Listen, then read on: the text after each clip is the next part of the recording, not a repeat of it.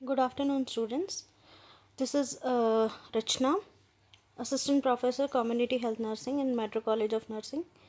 So today we will discuss about indicators of health. We are doing the revision of Unit 1, that is Introduction to Community Health Nursing. So in that this is the fourth lecture of mine, fourth topic in that unit, that is indicators of health.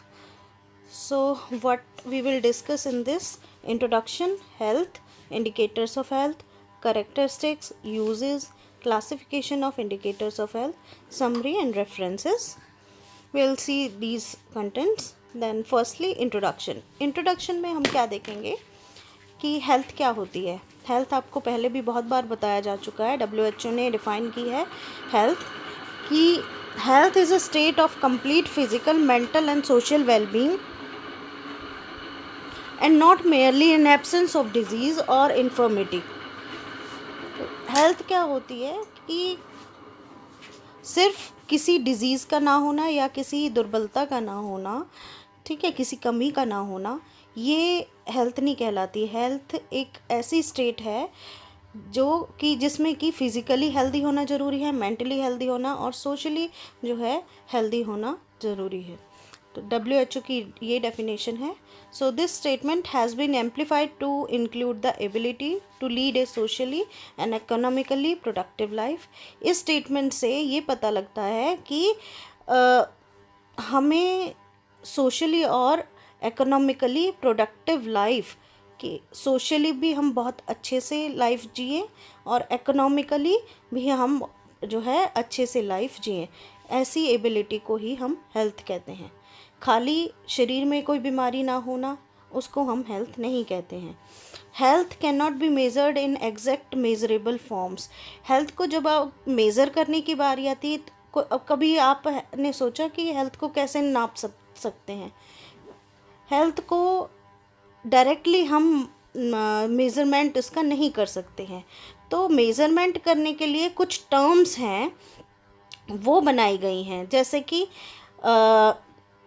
Illness की form में हम health को measure कर सकते हैं कि बीमारियों की फॉर्म में, जैसे उस बीमारियों की फॉर्म में कैसे लैक ऑफ हेल्थ हुआ तो बीमार हुए, ठीक है. तो कंसिक्वेंसेस ऑफ इल हेल्थ जैसे कि मॉर्बिडिटी, मॉर्टेलिटी, इस फॉर्म में हम मेज़र कर सकते हैं कि बीमारी जो है, बीमारी के कंसिक्वेंसेस, परिणाम क्या होंगे, ठीक है. तो वो हम किन फॉर्म्स में, किन टर्म्स में हम मेज़र कर सकते हैं. मॉर्बिडिटी की फॉर्म में, मॉर्बिड मतलब बीमार, ठीक है. मॉर्बिडिटी रेट्स होते हैं, मॉर्बिडिटी इंडिकेटर्स होते हैं, ठीक है. अभी हम आगे पढ़ेंगे. मॉर्टेलिटी मतलब डेथ, ठीक है. तो मॉर्बिडिटी इंडिकेटर्स की फॉर्म में, मॉर्टेलिटी इंडिकेटर्स की फॉर्म में.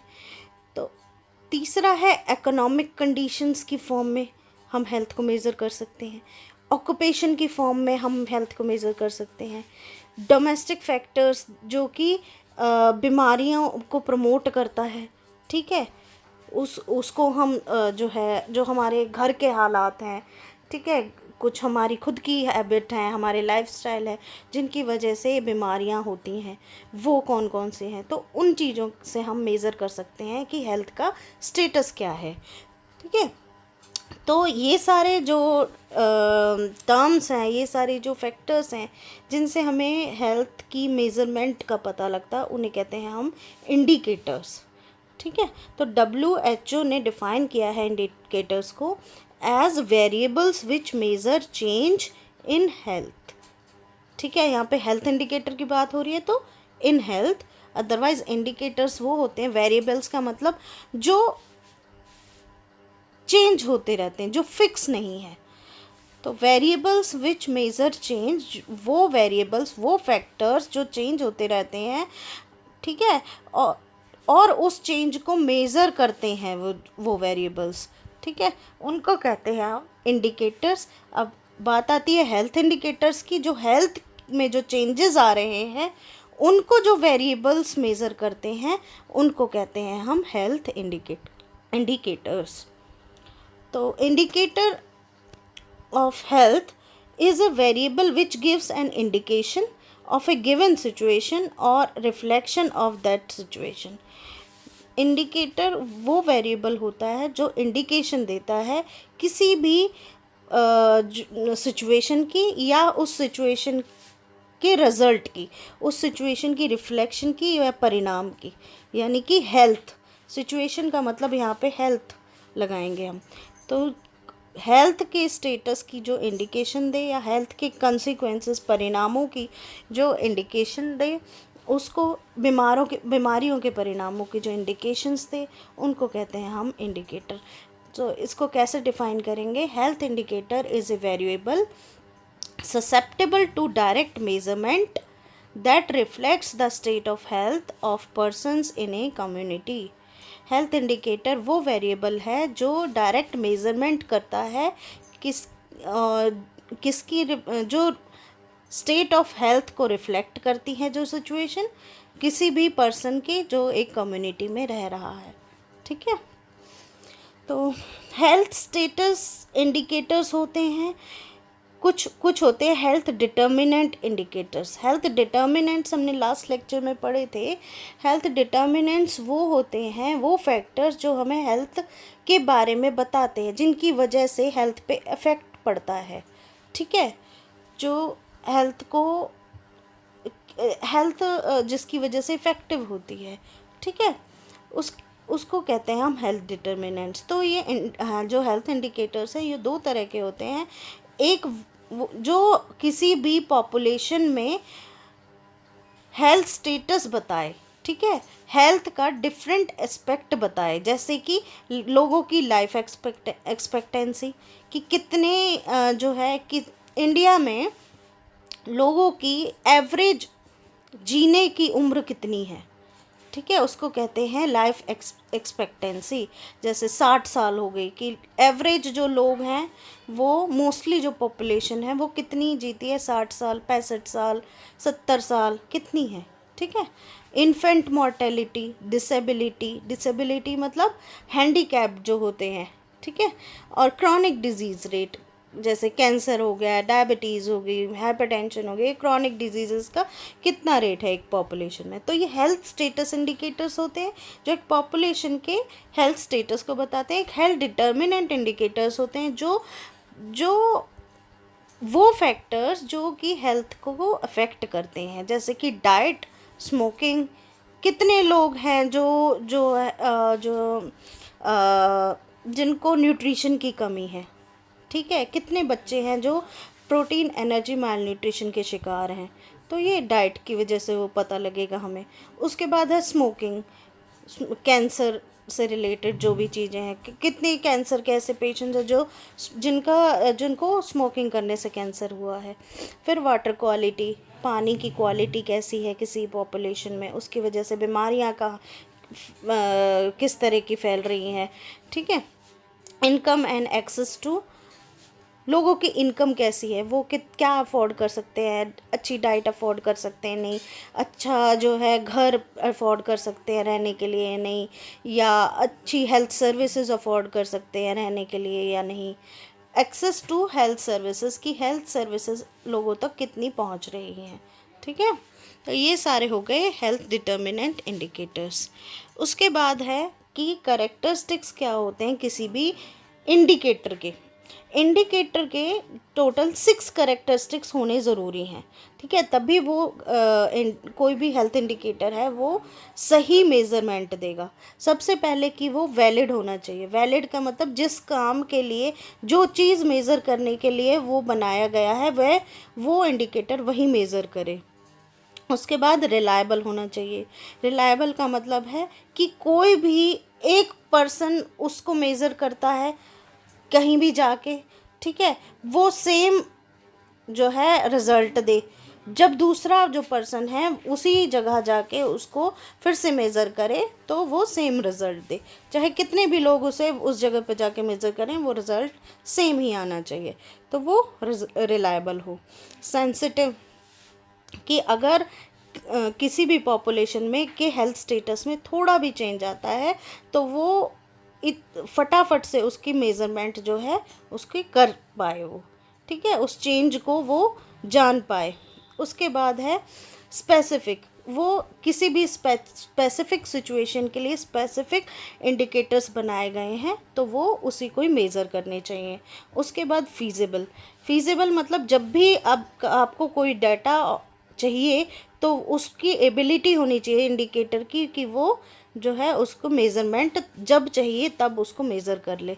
रेलेवेंट का मतलब है कि वो जो है कोई भी जिस चीज़ के लिए हमने वो बनाया है, जिस चीज़ को हमने मेज़र करना है, तो वो उसमें उसको उसी से ही रिलेटेड जो है डेटा मेज़र करे, ना कि दूसरे चीज़ों का डेटा वो मेज़र करके दे हमें। ठीक है, तो वो उसी से ही रेलिवेंट होना चाहिए।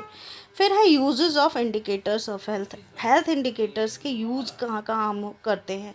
सबसे पहले तो हम कम्युनिटी की हेल्थ को मेज़र करने के लिए, measurement of the health of community. ठीक है, किसी भी पॉपुलेशन की, किसी भी कम्युनिटी की मेज़रमेंट को, हेल्थ की मेज़रमेंट करने के लिए। फिर किसी भी कम्युनिटी की हेल्थ को डिस्क्राइब करने के लिए, डिस्क्रिप्शन, ठीक है, कि वहाँ का हेल्थ स्टेटस कैसा है वो डिस्क्राइब करने के लिए।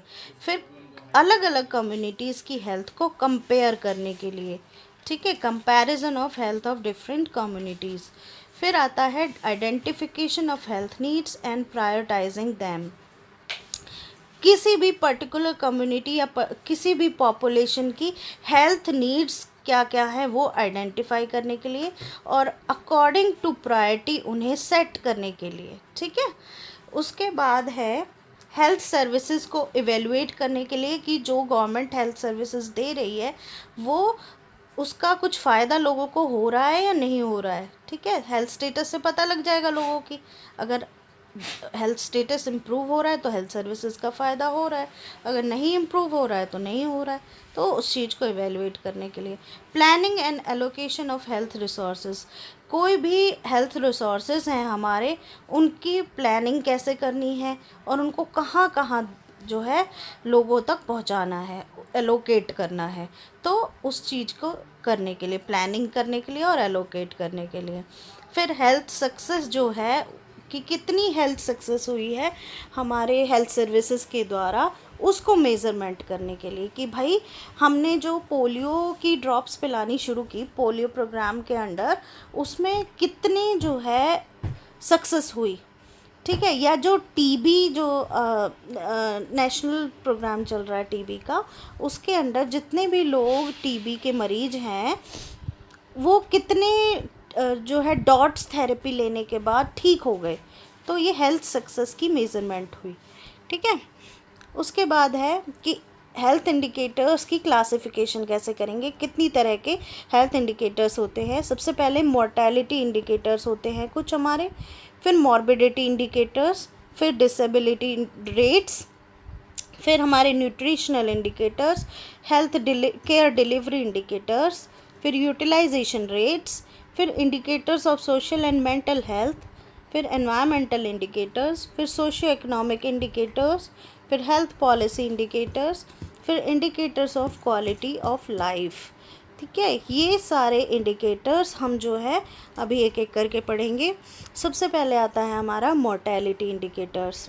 मोर्टेलिटी इंडिकेटर्स में क्रूड डेथ रेट, किसी भी कंट्री की, ठीक है, किसी भी कंट्री की में कितनी जो है डेथ हो रही है, एक साल में कितनी डेथ होती हैं, उसको कहते हैं हम crude death rate. It is defined as number of death per 1000 population per year in a given community, usually the mid year population. इसको हम कैसे फार्मूला कैसे बनाते हैं इसका कि 1000 लोगों की पॉपुलेशन में कितनी डेथ हुई हैं, ठीक है, और उसकी हम ले लेते हैं क्या, मिड ईयर पॉपुलेशन, उस साल के मिड में कितनी पॉपुलेशन थी उस कंट्री की। जैसे कि इंडिया की मान लीजिए पॉपुलेशन 2017 का ये एग्जाम्पल दिया गया है। 2017 में इंडिया की जो है क्रूड डेथ रेट जो था 6.3 डेथ पर 1000 पॉपुलेशन था। ठीक है, तो ये हो गई हमारी क्रूड डेथ रेट। तो usefulness is restricted because it is influenced by the age, gender composition of the population, socio-economic and socio-cultural environment of the communities. इसका जो ये कई बारी restriction ये हो जाती है कि population की composition एज और जेंडर के अकॉर्डिंग जो है चेंज, कई बारी चेंज होती रहती है. सोशल इकोनॉमिक कंडीशंस जो कंट्री की हैं वो चेंज होती रहती है. सोशो कल्चरल एनवायरनमेंट है वो चेंज होता रहता है. ठीक है, तो इसका फॉर्मूला हम बनाएंगे कि total number of death divided by mid year population of that country during that year, particular year. ठीक है, जैसे 2019 की बात करेंगे कि 2019 में total number of death divided by total mid year population in 2019 multiplied by 1000. ठीक है, 1000 लोगों में कितनी डेथ हुई है और उसकी टोटल पॉपुलेशन कितनी थी. ठीक है, तो ऐसे निकालते हैं हम क्रूड डेथ रेट. उसके बाद है एक्सपेक्टेशन ऑफ लाइफ या लाइफ एक्सपेक्टेंसी हम बोलते हैं इसे. ठीक है, तो the average number of years that will be lived by those born alive into a population if the current age specific mortality rates persist. It is statistical abstraction based on existing age-specific death rate, highly influenced by the infant mortality rate, where that is high, estimated for both genders separately, good indicator of socio-economic development. तो mail की जो life expectancy at birth है वो 67 साल लगाओ, 67.4 years. जो India में normally जो है मेल्स जो हैं, ये 2019 का डेटा है. ठीक है, तो 2019 के अकॉर्डिंग जो मेल्स हैं उनकी ज़्यादातर उम्र 67.5 साल होके वो उनकी डेथ हो जाती है. एवरेज है ये. ठीक है, और फीमेल्स की 70.2 ईयर्स. तो क्या कह रहे हैं कि लाइफ एक्सपेक्टेंसी क्या होती है कि जब कोई किसी का भी बर्थ होता है. ठीक है, life expectancy at birth.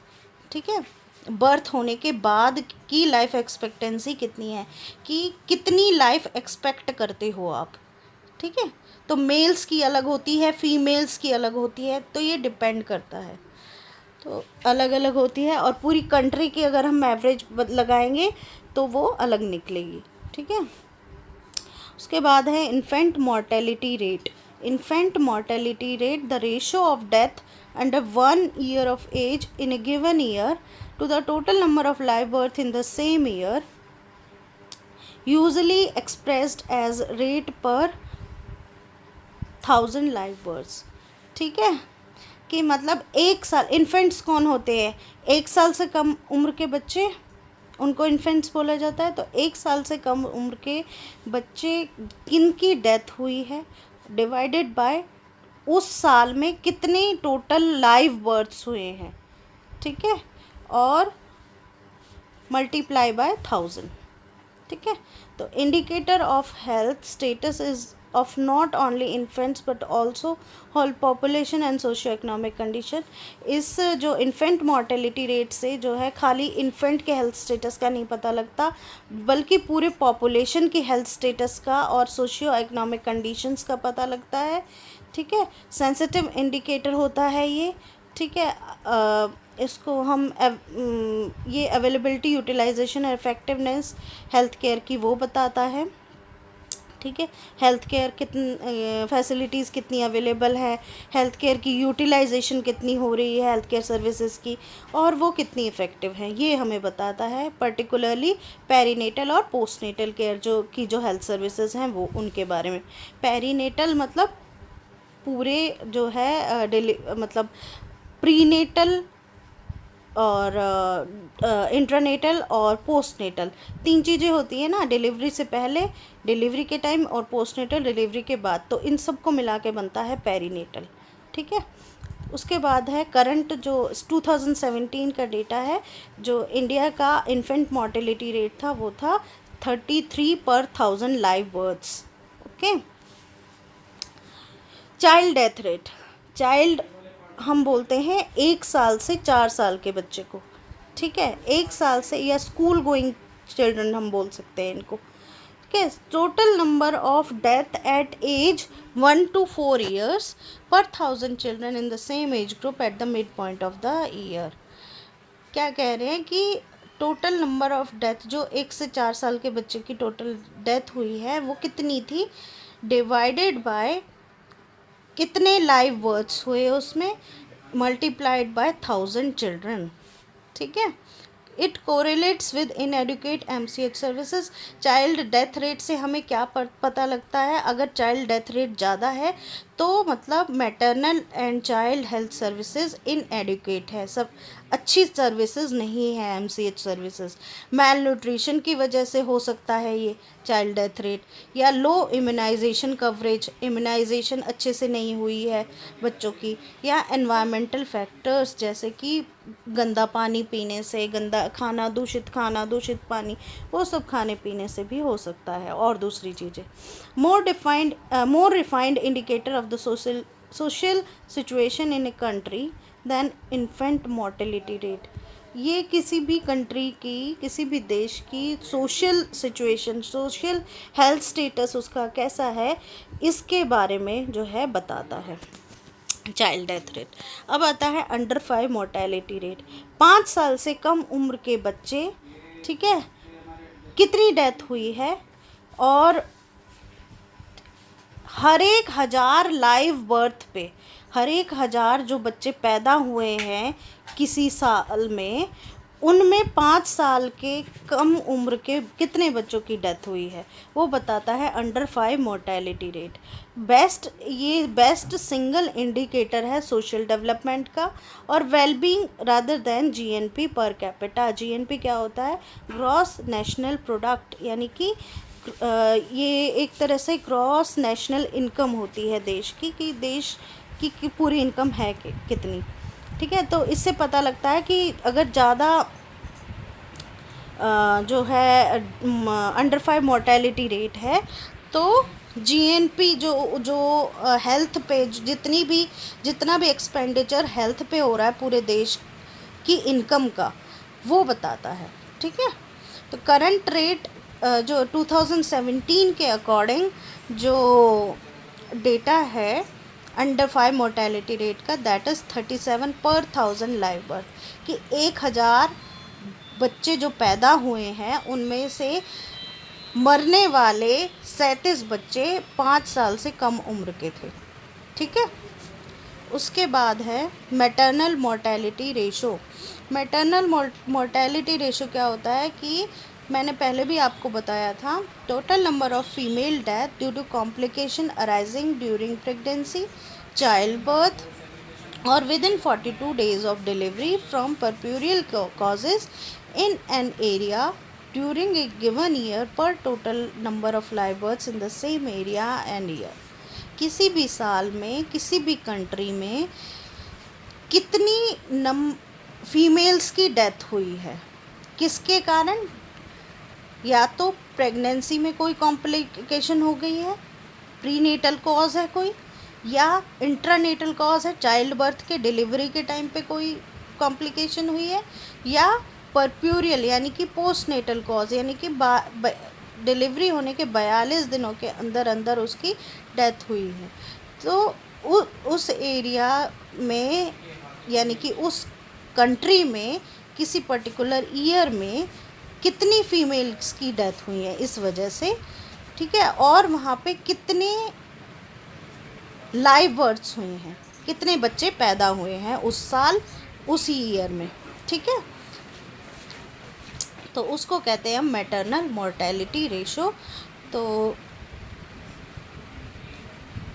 Accounts for the greatest number of death among women of reproductive age in developing countries.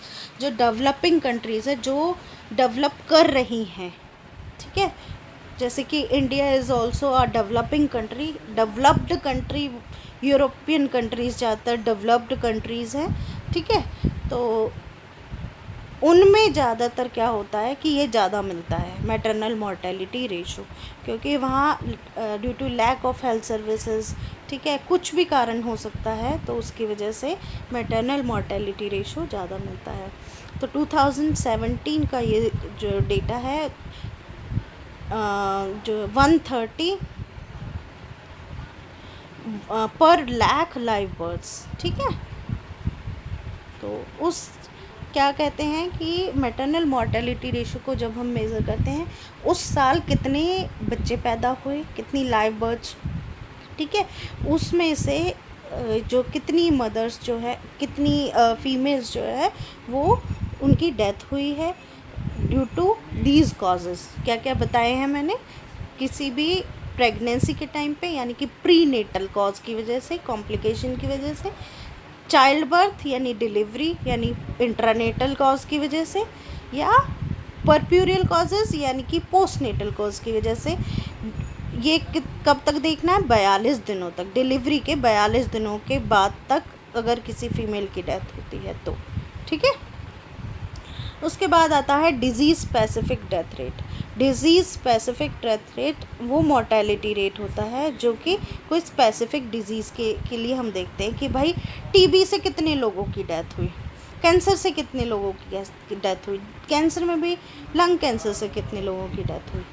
अब ये 2014 की टीबी की रिपोर्ट है, डिजीज़ स्पेसिफिक डेथ रेट। तो टीबी मोर्टेलिटी इज़ 22 पर लाख पॉपुलेशन पर ईयर, ठीक है। जो इंडिया के में एक साल में 1 लाख पॉपुलेशन पे 22 लोगों की टीबी से मौत होती है। उसके बाद है proportional mortality rate. Proportional mortality rate is the proportion of all deaths attributed to the specific disease, ठीक है। कोई भी मतलब टोटल नंबर ऑफ जो डेथ हुई हैं उनमें से किसी स्पेसिफिक डिजीज़ के कारण जितनी मौत हुई है उसका प्रोपोर्शन क्या है, ठीक है। कितने परसेंट जो है कैंसर की वजह से मौत हुई है, कितने परसेंट हार्ट अटैक की वजह से मौत हुई है, ठीक है, हार्ट डिजीज़ की वजह से मौत हुई है, कितने परसेंट जो है टीबी की वजह से डेथ हुई है। तो ये प्रोपोर्शनल मॉर्टेलिटी रेट ये बताता है किसी भी कंट्री में। जैसे 2019 में जो टोटल डेथ हुई हैं उनमें से कोरोनरी हार्ट डिजीज़ का प्रोपोर्शन कितना है, उनमें से टीबी का प्रोपोर्शन कितना है, कि मान लीजिए 25 से 30% हार्ट डिजीज़ की वजह से हुई हैं, ठीक है, और 20% जो है टीबी की वजह से हुई हैं, और 40% जो है एक्सीडेंट्स की वजह से हुई हैं, ठीक है, रोड साइड एक्सीडेंट्स की वजह से। तो ये चीज़ बताता है हमें प्रोपोर्शनल मॉर्टेलिटी रेट। उसके बाद है case fertility rate. Case fertility rate measures the risk of person dying from a certain disease with in given period of time. It measures the pathogenicity, severity और वायरुलेंस ऑफ द डिजीज़। ये case fertility rate क्या measure करता है कि कितना risk है ये किसी पर्सन का किसी बीमारी की वजह से मरने का कितना रिस्क है किसी भी बीमारी की वजह से इन a given period of time. 2019 में, अब देखो 2020 में हम केस फर्टिलिटी रेट देखेंगे किसका, कोविड-19 का, ठीक है। कोविड की वजह से कितने लोगों का जो है मरने का रिस्क है, ठीक है। तो ये किसी भी बीमारी की कितनी सीवियर बीमारी है उसके बारे में बताता है, ठीक है। Years of potential life lost. Years of potential life lost defined as one that occurs before the age to which a dying person could have expected to survive, based on years of life lost through premature death, ठीक है, कि एक person कितना जी सकता था अगर उसकी accidentally कोई डेथ ना हुई होती, ठीक है। It is defined as one that occurs before the age to which a dying person could have expected to survive. मतलब कि जो हमारी लाइफ एक्सपेक्टेंसी होती है, जैसे 65 साल हो गए, कि मतलब अगर किसी इंसान की एक्सीडेंट में या किसी बीमारी की वजह से डेथ ना हुई होती, तो वो एक नॉर्मल जो लाइफ अगर पूरी तरह जीता तो वो कितनी लाइफ जी सकता था। ठीक है, तो इसको कहते हैं हम years of potential life lost. फिर आते हैं मॉर्बिडिटी इंडिकेटर्स। मॉर्बिडिटी क्या होती है? कोई भी बीमारी को हम मॉर्बिडिटी कहते हैं। मॉर्बिडिटी इंडिकेटर्स जो है किसी भी कम्युनिटी में जो इल हेल्थ की वजह से, यानी बीमारियों की वजह से जो कम्युनिटी पे बर्डन आया है, उसको वो मॉर्बिडिटी इंडिकेटर्स हमें बताते हैं। ठीक है, तो इसमें है इंसिडेंस और प्रेवलेंस। वो मैंने आपको पहले भी बताए हुए हैं। इंसिडेंस और प्रेवलेंस क्या होते हैं? किसी भी बीमारी के जो नए केसेस मिलते हैं किसी भी स्पेसिफिक टाइम पीरियड में। ठीक है, मान लीजिए 2019 में, ठीक है, जो टीबी के मरीज हैं वो कितने नए आए। ठीक है, इंसिडेंस ऑफ टीबी इज़ 1676 पर लाख पॉपुलेशन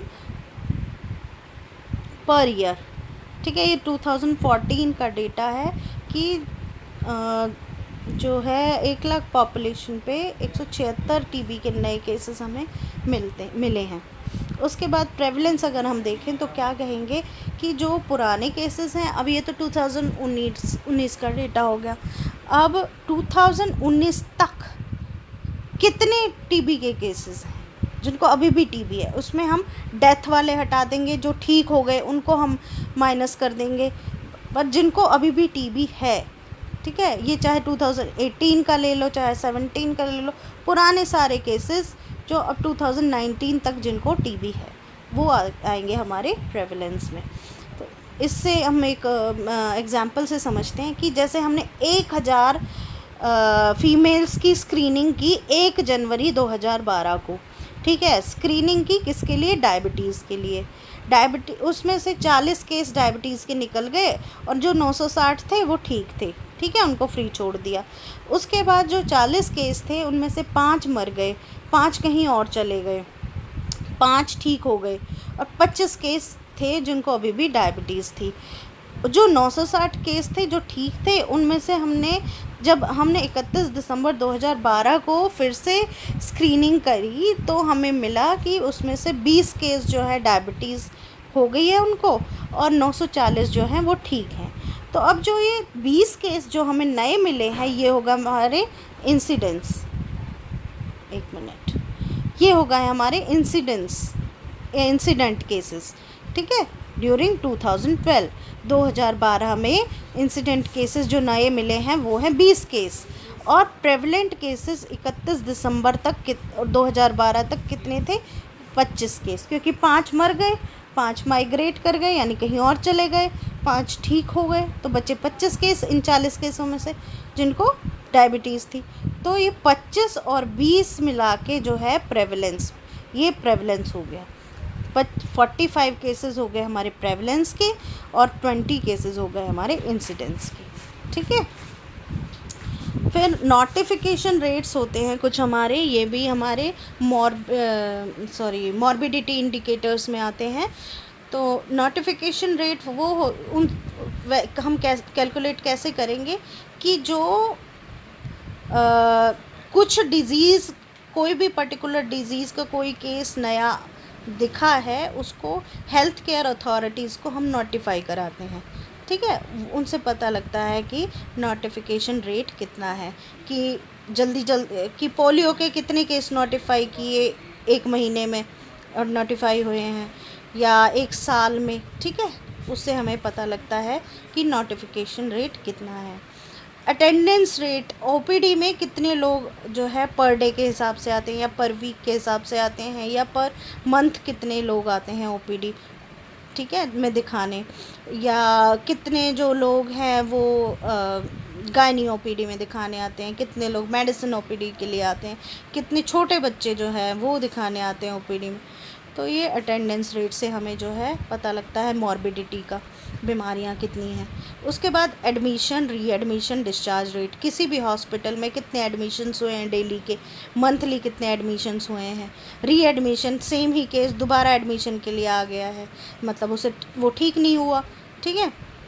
उसके बाद डिस्चार्ज रेट कितना है, डिस्चार्ज रेट जल्दी जल्दी अगर लोग डिस्चार्ज हो रहे हैं, ठीक है, तो मतलब वो जल्दी ठीक हो रहे हैं, मतलब हेल्थ सर्विसेज इफ़ेक्टिव हैं, तो मॉर्बिडिटीज़ का पता लगता है। उसके बाद है duration of stay in hospital, कि लोग हॉस्पिटल में कितने दिन एडमिट रहते हैं, ठीक है। तो अगर लंबे जो ड्यूरेशन ऑफ स्टे है तो मतलब वो हेल्थ सर्विसेज उन पे इफ़ेक्टिव नहीं है। अगर शॉर्ट ड्यूरेशन है तो मतलब जल्दी ठीक हो गए, अपने घर गए।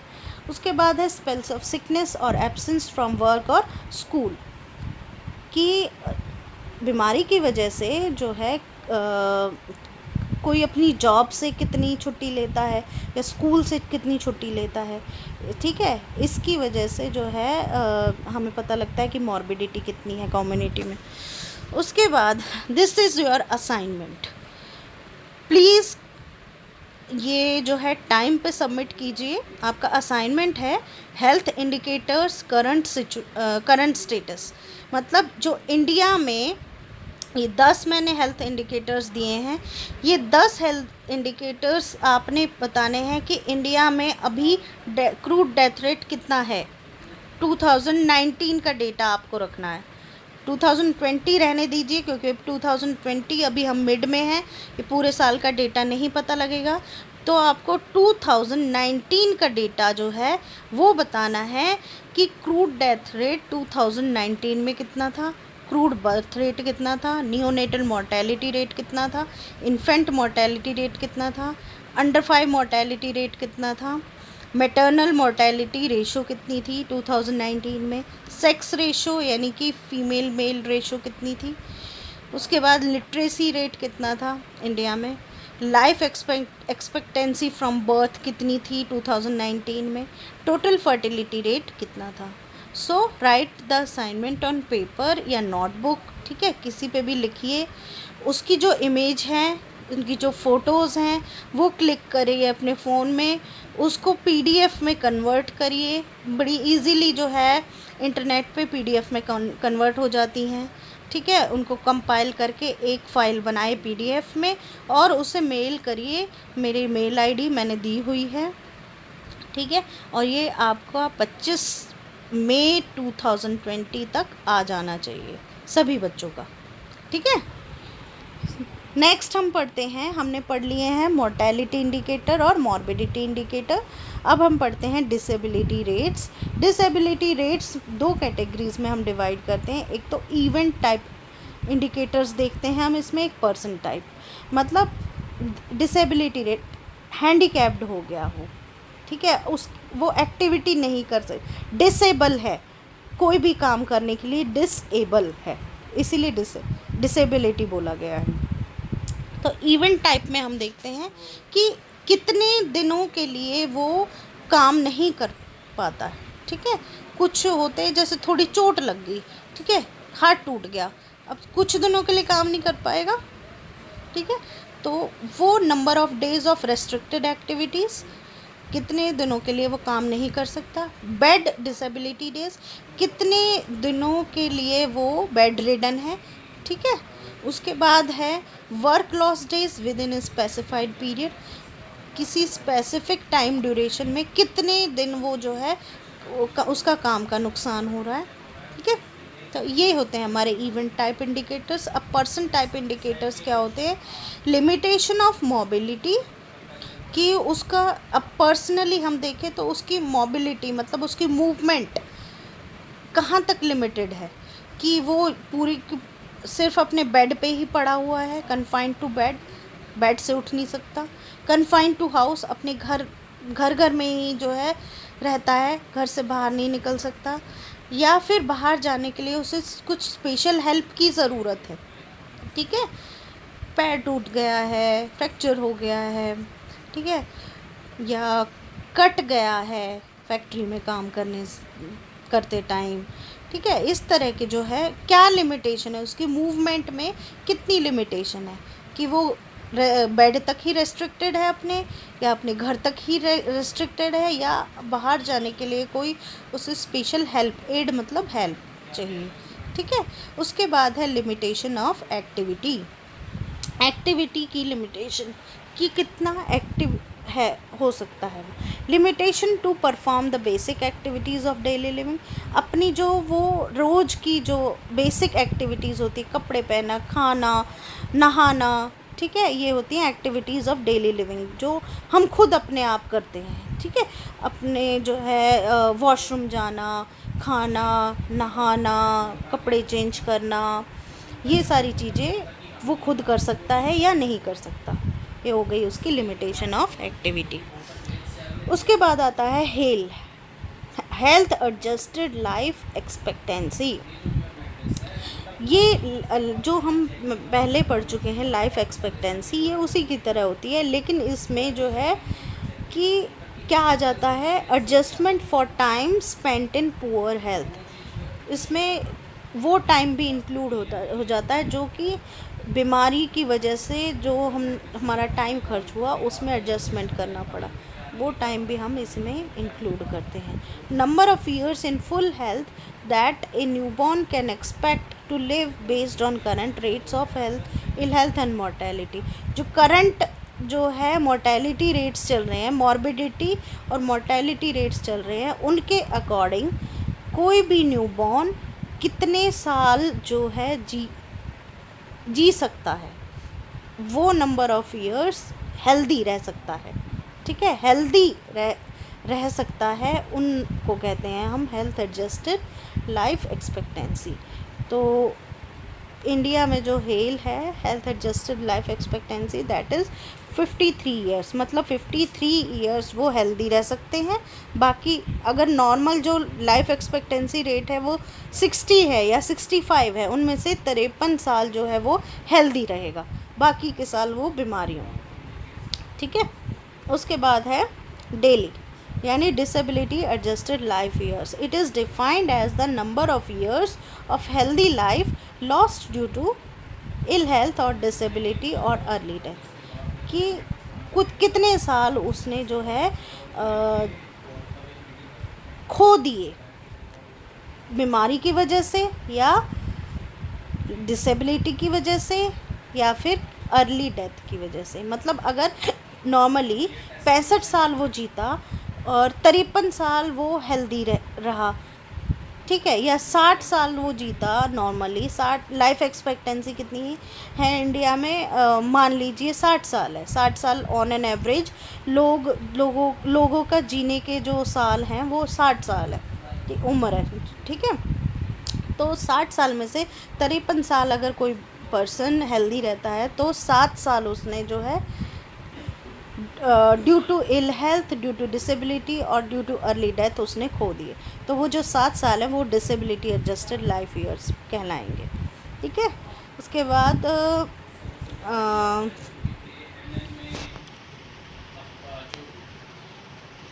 कहाँ कहाँ यूज़ होता है, uses of DALY to assist in selecting health service, इसकी ज़रूरत नहीं है। उसके बाद आते हैं हमारे quality adjusted life year. Quality adjusted life year commonly used to measure the cost effectiveness of health interventions, number of years of life that would be added by intervention.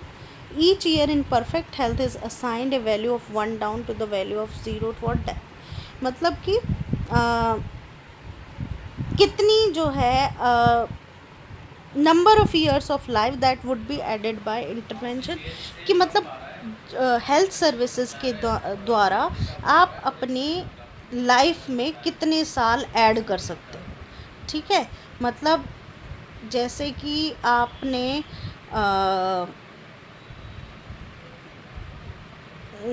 जो है कैंसर हो गया किसी पर्सन को, ठीक है, cancer हो गया तो अब वो जो है ट्रीटमेंट ले रहा है, ठीक है, ट्रीटमेंट चल रहा है उसका।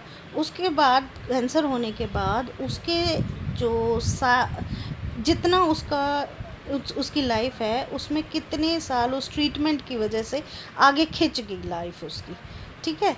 अगर वो ट्रीटमेंट नहीं लेता तो उसकी डेथ जो है पहले हो जाती, लेकिन ट्रीटमेंट लेने के बाद कितने टाइम और वो जो है जी सकता है, तो उसको कहते हैं क्वालिटी एडजस्टेड लाइफ ईयर। उसके बाद आता है सुलिवन्स इंडेक्स। सुलिवन्स इंडेक्स कहते हैं expectation of life free of disability, ठीक है, कि अगर कोई बीमारी ना हो तो कितनी लाइफ एक्सपेक्टेंसी होगी, ठीक है।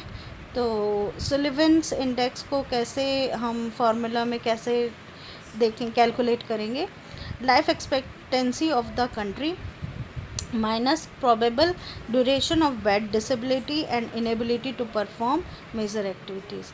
जितनी किसी कंट्री की लाइफ एक्सपेक्टेंसी है, मान लीजिए 60 साल है, उसमें से माइनस कर देंगे कि बेड डिसेबिलिटी की ड्यूरेशन कितनी है या कितने जो है मेजर एक्टिविटीज़ वो परफॉर्म नहीं कर सकता, वो साल कितने हैं, ठीक है, उसमें से वो माइनस कर देंगे।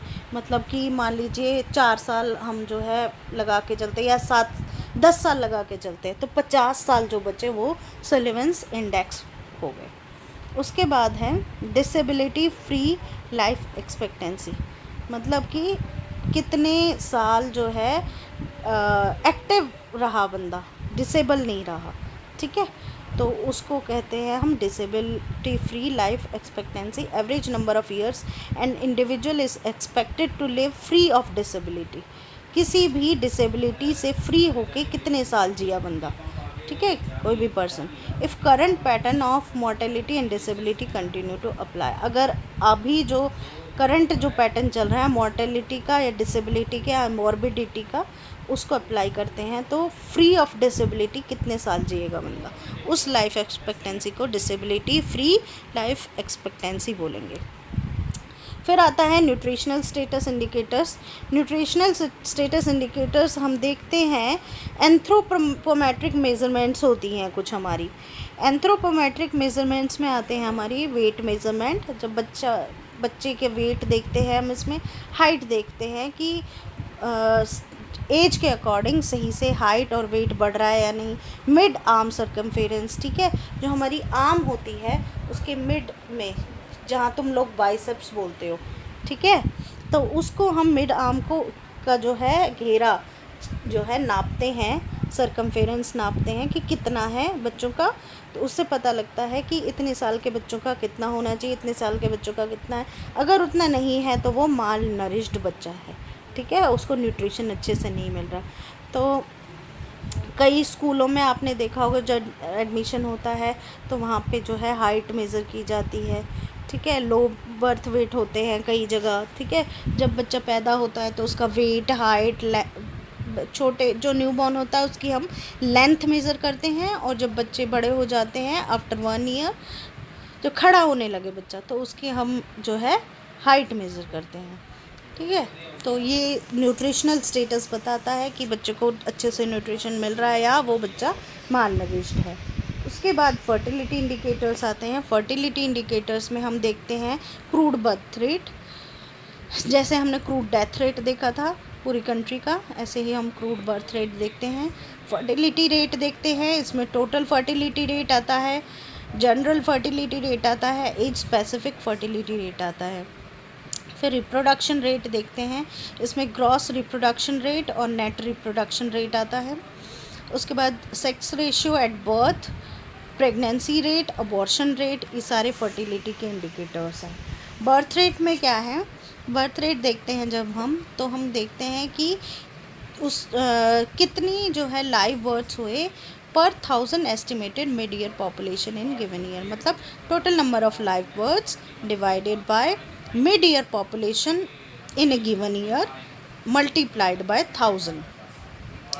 किसी भी कंट्री की, मान लीजिए इंडिया में 2019 में जितनी मिड ईयर पॉपुलेशन थी, ठीक है, उनमें से 1000 जो बच्चे हैं उनमें से कितने लाइव बर्थ्स हुए, ठीक है, 1000 लोगों की पॉपुलेशन में कितने लाइव बर्थ्स हुए, उसको हम देखेंगे birth rate, crude birth rate. उसके बाद general fertility rate, general fertility rate number of live birth पर 1000 women in reproductive age group in a given year, कि किसी भी कंट्री में किसी भी साल में कितनी हर एक 1000 फीमेल्स, हर एक 1000 विमेन जो कि रिप्रोडक्टिव एज ग्रुप में हैं, उन में से देखेंगे कि नंबर ऑफ लाइव बर्थ्स कितने थे। ठीक है, तो इसको कहते हैं हम जनरल फर्टिलिटी रेट। उसके बाद general marital fertility rate. Marital fertility rate में हम देखेंगे कि 1000 मैरिड वुमेन जो रिप्रोडक्टिव एज ग्रुप की हैं उनमें से लाइव बर्थ्स कितनी लाइव बर्थ्स हुई है, ठीक है, इन ए पर्टिकुलर ईयर। तो वो जनरल मैरिटल फर्टिलिटी रेट हो गया। टोटल फर्टिलिटी रेट में average number of children that would be born to a women if she experiences the current fertility pattern throughout her reproductive span। अगर कोई भी female, अगर कोई भी विमेन जो है, अगर करंट फर्टिलिटी पैटर्न को फॉलो किया जाए during her reproductive life span, तो कितने बच्चे पैदा करेगी, उसको कहते हैं हम टोटल फर्टिलिटी रेट। मतलब एक फीमेल अपनी पूरे रिप्रोडक्टिव स्पैन में, रिप्रोडक्टिव स्पैन मतलब कि 18 साल, अब शादी 18 साल में होगी तो 18 साल से लेके जो जब तक उसका रिप्रोडक्टिव स्पैन रहता है 40 या 45 ईयर्स तक, ठीक है, तो उस टाइम पीरियड में कितने बच्चे पैदा, एवरेज नंबर ऑफ चिल्ड्रन जो है पैदा कर सकती है, उसको कहते हैं हम total fertility rate. Net reproduction rate, net reproduction rate total numbers of daughters a newborn girl will bear during her life time. ठीक है, नेट रिप्रोडक्शन रेट, क्योंकि जो गर्ल्स होती हैं उनकी जो ओवरी होती है उसमें एग्स बनने पहले से ही शुरू हो जाते हैं, जब वो पैदा भी नहीं होती है तब से एग्स बनने शुरू हो जाते हैं। तो इसीलिए हम नेट रिप्रोडक्शन रेट में ये मेज़र करते हैं कि एक न्यूबॉर्न गर्ल जो है अपने पूरे लाइफ टाइम में कितने नंबर ऑफ डॉटर्स जो है पैदा कर सकती है। तो net reproduction rate will be 1 if 2 child norm is adopted। अगर किसी कंट्री में सिर्फ 2 बच्चों का ही वो है कि 2 बच्चे पैदा किए जा सकते हैं, तो उनमें से नेट रिप्रोडक्शन रेट 1 होगा। ओके,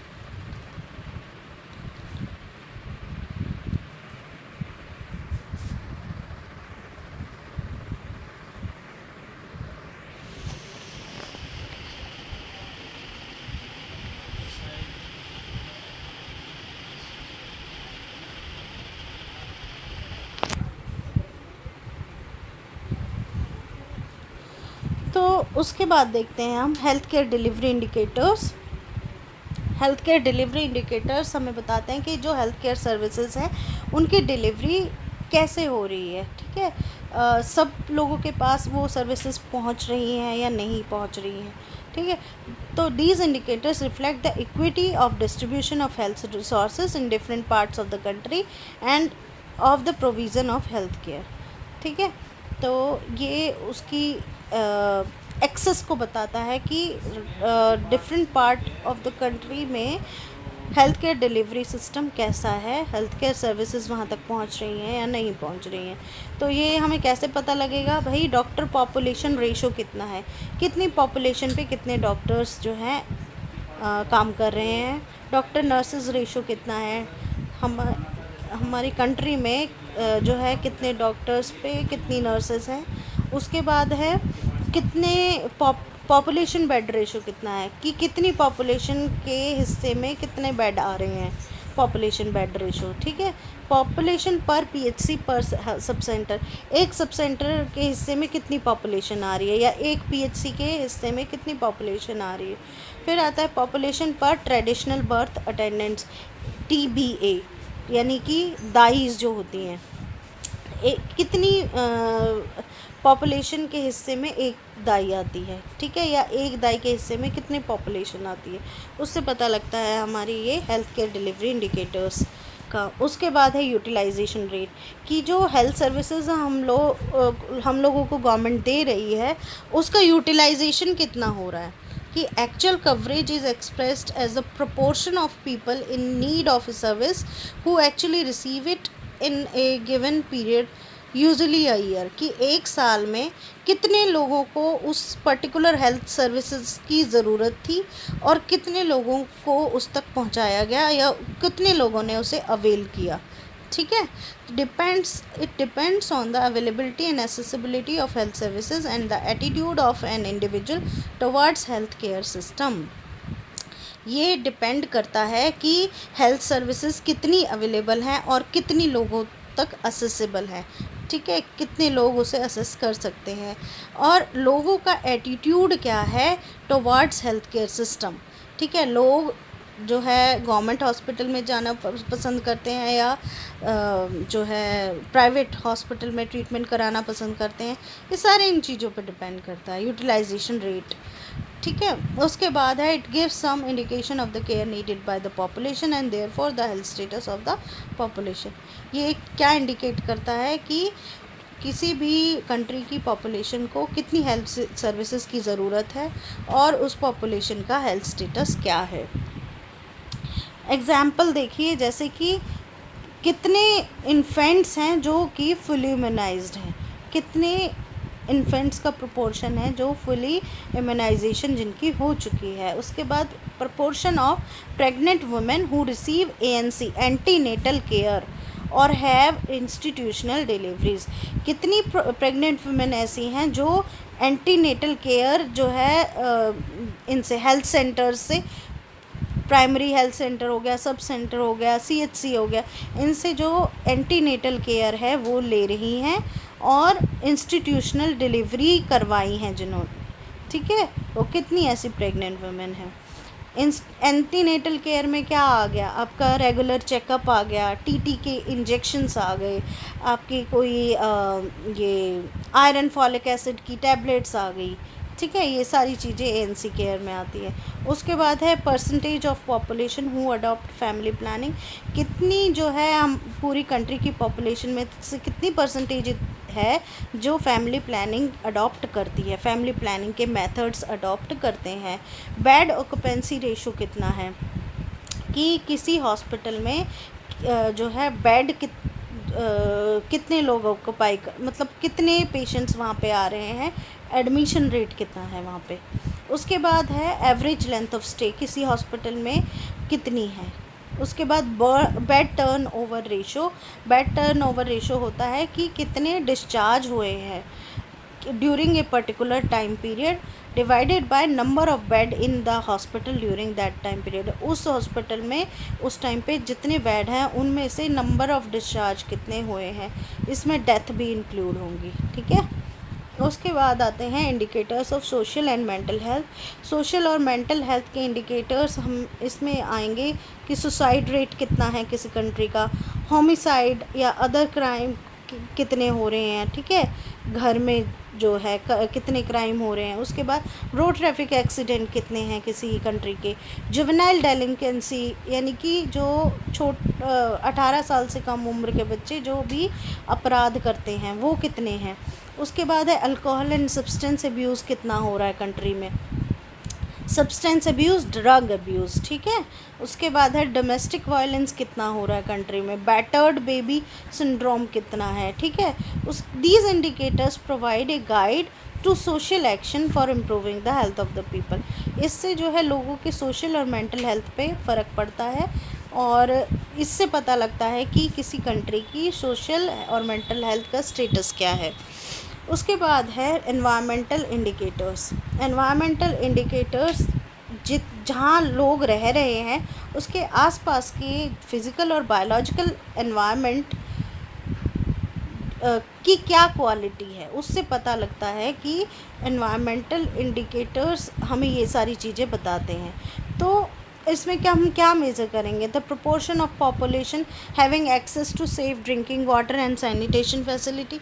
अब आसपास के एनवायरनमेंट में हम क्या मेज़र कर सकते हैं कि हाँ कितने लोगों को जो है सेफ़ ड्रिंकिंग वाटर पहुंच रहा है, मिल रहा है, और सैनिटेशन की फैसिलिटी लोगों तक कितनी पहुंच रही है। ठीक है, इससे पता लगता है कि किसी भी कम्युनिटी में कम्युनिकेबल डिजीज़ कितने फैले हुए हैं। ठीक है, और दूसरे इंडिकेटर्स एनवायरमेंटल इंडिकेटर्स में हैं जैसे कि measuring the pollution of air, air pollution कितना है किसी कम्युनिटी में या किसी कंट्री में या किसी शहर में, ठीक है। वाटर पॉल्यूशन कितना है, रेडिएशन पॉल्यूशन कितना है, नॉइज़ पॉल्यूशन कितना है, exposure to toxic substances in food and water, खाने पानी में कितनी मिलावटें हो रही हैं, ठीक है। तो ये सारा एनवायरमेंटल इंडिकेटर्स में आता है। उसके बाद आता है हमारा socio economic indicator. Socio economic indicators किसी भी कोई भी पॉपुलेशन है उनकी इकोनॉमी कितनी है, सोशियो इकोनॉमिक स्टेटस क्या है वहाँ का। तो these do not directly measure health but are important in interpreting health indicators. ये डायरेक्टली जो है हम हेल्थ मेजरमेंट के इंडिकेटर नहीं होते, बट इनसे पता लगता है कि हेल्थ इंडिकेटर्स जो है कितने कामयाब है, हेल्थ स्टेटस क्या है किसी को कम्युनिटी का या किसी कंट्री का। तो जैसे कि इसमें आते हैं rate of growth of population increase, कि किसी भी कंट्री की जो पॉपुलेशन रेट है, ग्रोथ रेट है, वो कितनी बड़ी है, कितनी पॉपुलेशन बढ़ी है। उसके बाद लेवल ऑफ एम्प्लॉयमेंट, कि वहाँ रोज़गार कितना है किसी कंट्री में। लिटरेसी रेट, यानी कि साक्षरता जो रेट होती है, साक्षरता दर जिसे कहते हैं, वो कितना है। स्पेशली हम देखेंगे फीमेल लिटरेसी रेट कितना है किसी कंट्री का। उसके बाद है डिपेंडेंसी रेशो। डिपेंडेंसी रेशो वो होता है कि कितने लोग जो काम नहीं करते, ठीक है, वो कितने लोग हैं ऐसे जो डिपेंडेंट हैं किस पे, उन लोगों पे जो काम करते हैं, जो कमाते हैं, ठीक है। जैसे कि 14 साल तक के जो बच्चे हैं वो ज़्यादातर देखा जाता है कि वो डिपेंडेंट होते हैं अपने पेरेंट्स पे, और 60 साल से ज़्यादा उम्र के लोग भी डिपेंडेंट होते हैं, एवरेज हम बात कर रहे हैं। तो जो 15 साल से लेके और जो 49 या 59 साल के लोग हैं वो ज़्यादातर काम करते हैं। तो उन लोगों पे जो 0 से लेके 14 साल और 60 साल से लेके ऊपर 60 साल से ज़्यादा वाले लोग कितने डिपेंडेंट हैं, तो उसको बोलते हैं हम डिपेंडेंसी रेशो। फैमिली साइज़ कितना है, ऑन एन एवरेज किसी कंट्री में लोगों के फैमिली का साइज़ कितना है, कितने नंबर ऑफ़ पीपल है एक फैमिली में। हाउसिंग, नंबर ऑफ़ पर्सन्स पर रूम, कि घर में में जो कितना बड़ा घर है, कि एक पर्सन के हिस्से में एक रूम में कितने पर्सन्स जो है आते हैं किसी भी, ऑन एन एवरेज किसी कंट्री में या किसी पर्टिकुलर कम्युनिटी में, किसी विलेज की बात की जाए या किसी कम्युनिटी की बात की जाए, अर्बन एरिया की बात की जाए, तो हाउसिंग कैसी है वहाँ की, कितने बड़े घर हैं, कितने लोगों के हिस्से में कितना स्पेस आता है एक घर में। उसके बाद पर कैपिटा या कैलोरी अवेलेबल, हर एक जो है पर्सन के हिस्से में कितनी कैलोरी आती है। न्यूट्रिशन वैल्यूज़ लेंगे हम कि जो सोशियो इकोनॉमिक स्टेटस जैसा लोगों को होगा उसी हिसाब से उनका जो है डाइट होगा, उसी हिसाब से जो है खाना पीना उनके हिस्से में आएगा। उसके बाद countries with favourable socio economic indicators have reported less health related problems. जिन कंट्रीज़ में सोशियो इकोनॉमिक इंडिकेटर्स पॉजिटिव होते हैं, ठीक है, अच्छे होते हैं, तो वहाँ पे हेल्थ रिलेटेड प्रॉब्लम्स कम देखने को मिलती हैं। डिपेंडेंसी रेशो मैंने अभी आपको बताया कि 14 साल तक के बच्चे और 60 साल या उससे ज़्यादा उम्र के लोग, ठीक है, उनको हम ऐड कर लें, divided by number of person in age group of 15 to 59 years. 15 से 59 साल के लोगों की जो कमा रहे हैं उन पे डिपेंडेंट हैं, ठीक है, उसको बोलते हैं हम डिपेंडेंसी रेशो। उसके बाद है health policy indicator. Health policy indicator से हमें पता लगता है कि पॉलिटिकल कमिटमेंट कितनी है कंट्री की, ठीक है। जो पॉलिटिकल कमिटमेंट है वो हेल्थ पॉलिसी इंडिकेटर्स बताते हैं, जैसे कि GNI gross national income. Gross national income जो है वो किसी भी कंट्री की टोटल इनकम होती है, ठीक है। तो टोटल इनकम में से कितना जो खर्चा है वो हेल्थ सर्विसेज पे किया जा रहा है, ठीक है, proportion of GNI spent on health services, कि टोटल जो कंट्री की इनकम हो रही है उनमें से कितना खर्चा हेल्थ सर्विसेज पे किया जा रहा है, कितना खर्चा हेल्थ रिलेटेड एक्टिविटीज़ पे किया जा रहा है जिससे कि हेल्थ प्रमोशन हो, जैसे कि वाटर सप्लाई हो गया, सैनिटेशन हो गया, हाउसिंग हो गई, न्यूट्रिशन हो गया, और कितना खर्चा जो है हेल्थ रिसोर्सेज का प्राइमरी हेल्थ केयर पे किया जा रहा है। ठीक है, तो ये हेल्थ पॉलिसी इंडिकेटर्स बताते हैं। फिर आते हैं indicators of quality of life. इसमें आ गया हमारा infant mortality, life expectancy at age of 1 year, literacy. ठीक है, तो क्वालिटी ऑफ लाइफ हमें कैसे पता लगेगा कि इन्फेंट मोर्टेलिटी रेट अगर जहाँ कम होगा तो वहाँ क्वालिटी ऑफ लाइफ अच्छी है, लाइफ एक्सपेक्टेंसी ज़्यादा होगी वहाँ पे भी क्वालिटी ऑफ लाइफ अच्छी है। ठीक है, और लिटरेसी रेट जहाँ अच्छा होगा वहाँ पे क्वालिटी ऑफ लाइफ अच्छी होगी। तो इस तरीके से हम पता करते हैं क्वालिटी ऑफ लाइफ। ठीक है, उसके बाद है ये समरी हम देखेंगे कि हमने क्या पढ़ा है आज। हेल्थ जो है हम डायरेक्टली मेज़र नहीं कर सकते, हमें उसके लिए इंडिकेटर्स का यूज़ करना पड़ता है, और वो इंडिकेटर्स वैलिड होने चाहिए, सेंसिटिव होने चाहिए, स्पेसिफिक होने चाहिए, रिलायबल होने चाहिए, रेलिवेंट होने चाहिए और फिजिबल होने चाहिए। और ये जो इंडिकेटर्स हैं ये किस लिए कहाँ यूज़ करते हैं हम मेज़र करने के लिए। ठीक है, हेल्थ स्टेटस मेज़र करने के लिए, हेल्थ स्टेटस डिस्क्राइब करने के लिए, किसी दो कम्युनिटी के बीच का हेल्थ स्टेटस कंपेयर करने के लिए, कोई हेल्थ नीड है कम्युनिटी की वो आइडेंटिफाई करने के लिए। तो जब हमने हेल्थ नीड आइडेंटिफाई कर ली तो उसके अकॉर्डिंग जो हेल्थ सर्विसेज को प्लान करने के लिए कि कहाँ कहाँ जो है हेल्थ सर्विसेज दी जानी चाहिए, कितनी हेल्थ सर्विसेज दी जानी चाहिए, और हेल्थ सर्विसेज जो दी हैं हमने सर्विसेज उनको एवेल्युएट करने के लिए कि ये फ़ायदेमंद रही या नहीं रही, बेनिफिट लोगों को हुआ या नहीं हुआ। तो this is all about indicators of health. जो आपका असाइनमेंट है वो आपने देना है, टाइम पे सबमिट करना है। अगर कुछ चीज़ नहीं समझ में आई है you can ask me any time personally, आप मुझे मैसेज कर सकते हैं। ठीक है, और you can ask me any time. ये थोड़ा सा कॉम्प्लिकेटेड है, अभी एक बार में समझ में नहीं आएगा, एक बार पढ़िए ध्यान से, सुनिए क्या कह रही हूँ मैं, और उसको लिखिए। ठीक है, एक बार लिखना ज़रूरी है, बिना लिखे ये समझ में नहीं आएगा, नहीं याद रहेगा आपको। This is a difficult topic. तो जितनी बार पूछोगे मैं बताऊंगी। You can ask me any time. Thank you so much.